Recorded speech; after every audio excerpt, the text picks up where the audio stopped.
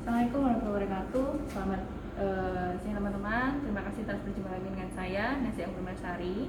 Pada kesempatan kali ini saya akan memberikan arahan ataupun juga bagaimana praktikum terkait tentang oral care ataupun oral hygiene, yang dimana nantinya teman-teman sekalian akan mendapatkan checklist nanti di sini. Sesuai dengan checklist nanti saya ajarkan bagaimana cara membersihkan atau oral hygiene, ya, itu membersihkan pada bagian mulut, kemudian bagian bibir, dan juga bagian lidah dari pasien yang memang sulit sekali untuk mengalami ataupun membersihkan secara mandiri. Baik, untuk kelengkapannya di sini sudah saya siapkan, ya, dari alat. Baik teman-teman, di sini sudah saya siapkan yaitu dari tahap, ya, beberapa tahap di dalam praktek aplikasi ini. Ada yang pertama tahap terinteraksi, orientasi, tahap kerja, tahap terminasi, dan tujuan. Kemudian pada tahap preinteraksi ini kita sudah siapkan. Yang pertama yaitu melihat dan mengecek catatan medis dari klien. Lalu jangan lupa untuk mencuci tangan, ya, cuci tangan dengan bersih, kemudian 6 langkah, dan juga menyiapkan alat. Yang dimana alat di sini sudah siapkan. Yang pertama adalah gelas kumur yang berisi air matang atau NaCl. NaCl cukup bisa setengah gelas, ya, nanti kita masukkan.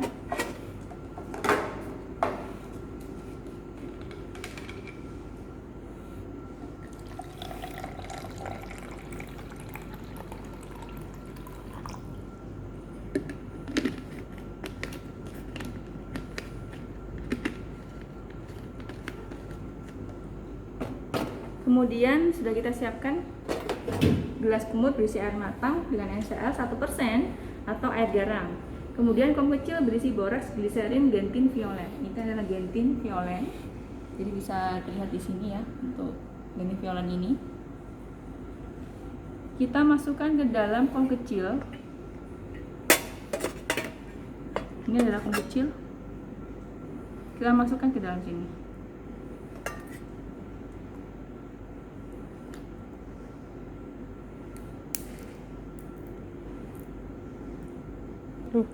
Nah, di dalam bak instrumen ini kita sudah siapkan mulai dari kom kecil, ya, kemudian kita isi di dalamnya yaitu boraks gliserin atau gentin violet secukupnya saja.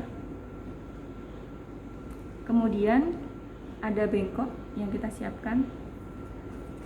Bengkok ini kita bisa dekatkan kepada pasien nantinya, ya. Kemudian selanjutnya ada perlak dan juga ada handuk.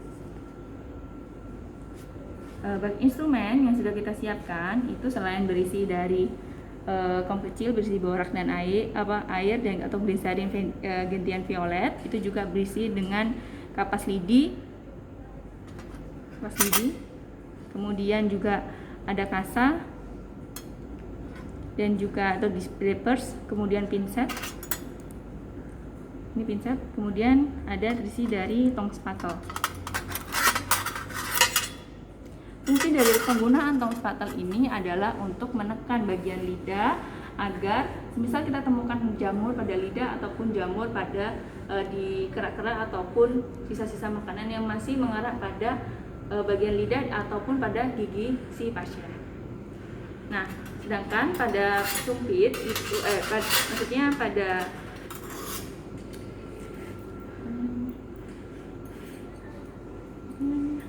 pinset itu ada dua. Kita menggunakan pinset chirurgis dan juga anatomi. Jadi nanti misal teman-teman bisa sesuaikan mana yang bisa digunakan, mana yang bisa sesuai dengan kebutuhan teman-teman sekalian. Baik, nanti yang pertama mungkin kita akan menggunakan pantung, yaitu dari pasien terlebih dahulu. Untuk saat pembersihannya kita bisa menggunakan, yaitu ini adalah pantung. Jadi pantung yang khusus untuk bagian daerah mulut, mulai dari gigi kemudian lidah, ya, dan kita untuk mudah bagaimana tuh dalam hal pembelajarannya. Baik, setelah kita menyiapkan pada preinteraksi, teman-teman kita bisa jangan lupa untuk menyiapkan juga sarung tangan bersih pada saat kita sebelum melakukan tindakan pembersihan ataupun oral hygiene kepada pasien. Tahap orientasi kita akan mulai setelah semua alat sudah siap. Kita lakukan tahap orientasi, yaitu memberikan salam. Selamat pagi Ibu. Pada kesempatan kali ini saya ada perawat Messi yang bertugas pada bagian ini. Saya akan melakukan oral hygiene atau membersihkan daerah mulut ataupun juga bagian di dalam mulut Ibu. Jadi karena Ibu sudah beberapa hari ya, sekitar 3 harian itu mengeluh, saya kok rasanya mulut saya ini kok rasanya bau. Jadi dengan demikian kami memberikan perencanaan untuk bisa membantu Ibu membersihkan pada bagian mulut. Bagaimana Ibu? Apakah Ibu bersedia?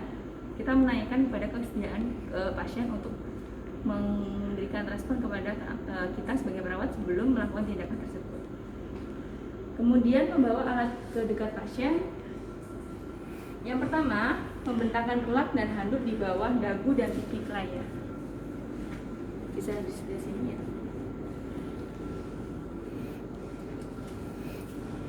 Lalu meletakkan bengkok pada dekat pipi pasien.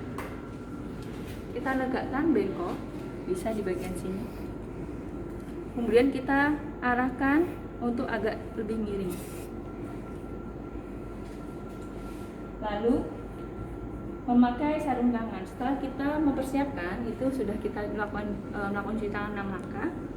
Kita menggunakan sarung tangan bersih.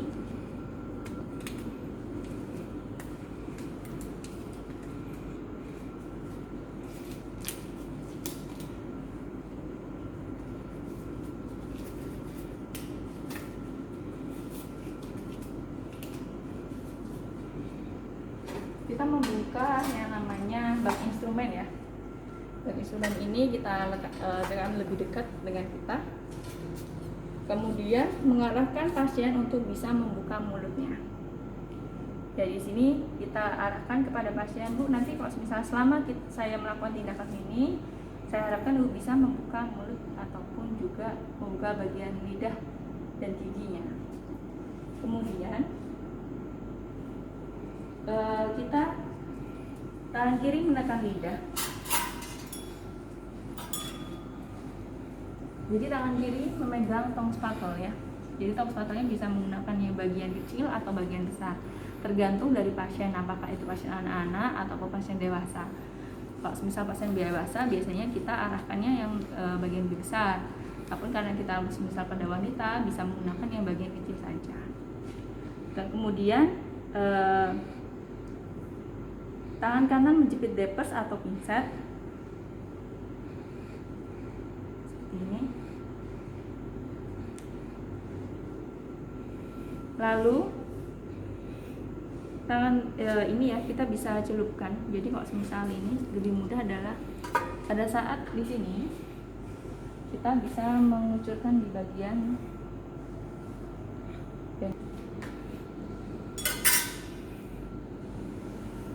Oke, kita pisahkan lebih dahulu. Kita basahi. Tangan kiri bisa membuka lidah ataupun juga pada bagian mulut ya, ditekan seperti ini. Nah, untuk memudah teman-teman sekalian untuk pembersihan, nanti saya akan menggunakan pantum, yaitu pantum pada mulut dan gigi ya, agar lebih jelas. Stop. Jadi setelah depes ini, bagian ini kita lakukan pemerasan, kemudian kita tekan bagian lidah, kita suruh buka ya bagian mulut, kemudian kita tekan, kita bersihkan nih pada bagian gigi, bagian bawah, kemudian pada bagian samping. Kita lihat apakah kira-kira adakah jamur ataupun makan sisa yang masih belum dibersihkan. Bagian dalamnya juga jangan lupa. Kemudian kita bisa ulangi ya selama sekitar 2-3 kali pada bagian gigi bagian bawah dan juga gigi bagian atas. Kita bersihkan semuanya. Lalu sudah kasa yang sudah kita gunakan bisa kita buang ke dalam bengkok.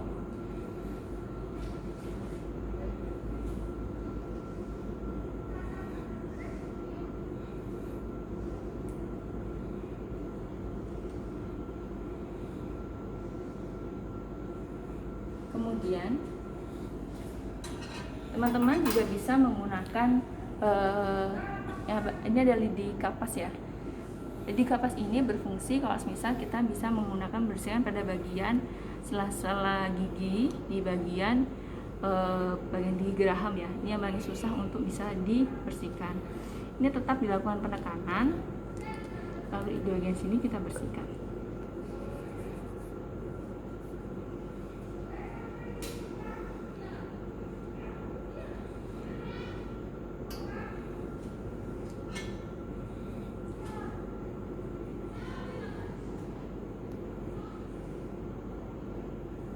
Baik, setelah bagian mulut kita rasa sudah bersih, ini saatnya kita untuk bisa membersihkan pada bagian bibir. Bu, ini sudah selesai ya Bu. Baik, kita akan membersihkan di bagian menggunakan pantong yang sudah ada bagian wajah dan juga bagian dari pesi pasien. Stop. Kasa yang kita menggunakan kasa yang baru. Yang kasa yang baru ini kita masukkan ke dalam gending violet ya, sedikit saja seperti ini.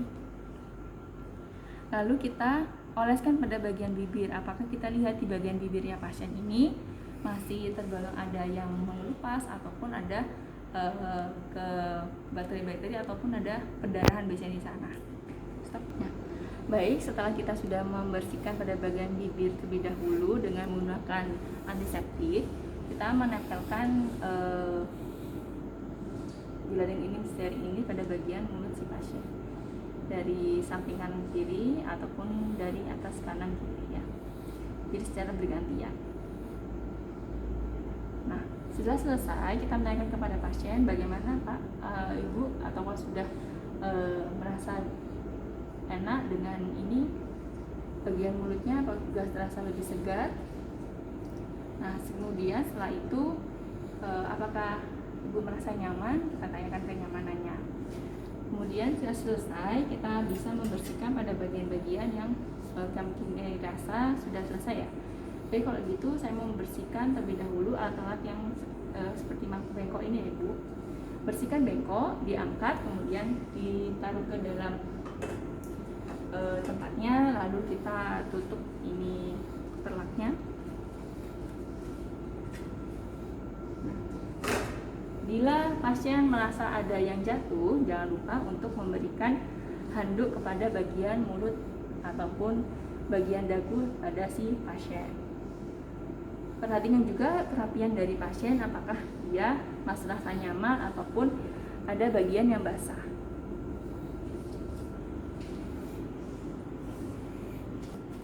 Baik, demikianlah adalah cara-cara melakukan personal hygiene berupa oral hygiene, yang dimana bisa membersihkan bagian mulut dan juga bagian gigi dan lidah. Jadi teman-teman bisa melanjutkan ke tahap berikutnya, yaitu tahap terminasi, yang dimana sudah memberikan kenyamanan.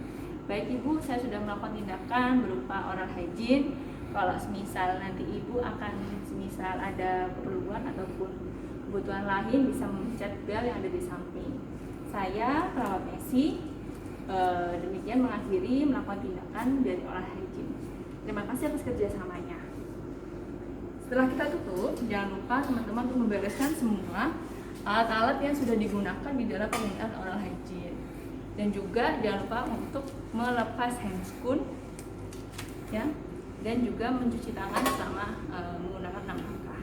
Demikian, dan juga jangan lupa yang terakhir yaitu tahap dokumentasi.